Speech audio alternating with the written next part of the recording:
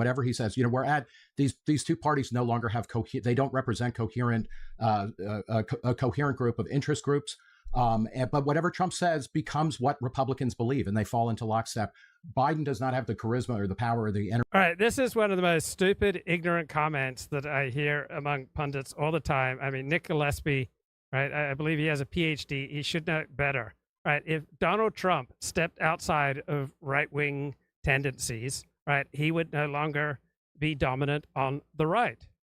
The idea that conservatives or Republicans are simply lockstep with Donald Trump is not true. Donald Trump has to fit in with right-wing tendencies. So let's just talk about stereotypes between Democrats and Republicans, right? Stereotypes about Democrats: sweaty, disorderly, offhand, imaginative, tolerant, skillful at give and take.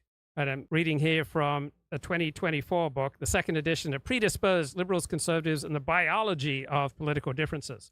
Right, stereotypes about Republicans: respectable, sober, purposeful, self-righteous, cut and dried, boring. Right, if Donald Trump does not appeal to these tendencies on the right, he would not have the support of Republicans. Right, if you're on the left or if you're on the right, that means you likely have different tastes, not just in politics, but in art, in humor, in food, life, accoutrement, in leisure. Republicans and Democrats differ in how they collect information, how they think, how they view other people and events. They have different neural architecture. They display distinct brain waves in certain circumstances. They have different personalities. They have different psychological tendencies.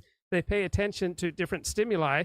They seem to have some different genetics, right? People on the left and people on the right are emotionally, preferentially, psychologically, and biologically distinct, right? Down through history, you've had a party of order and stability and a party of progress and reform, right? You have parties of conservatism and that of innovation, right? These are primal divides that go down through history. You have these predispositions.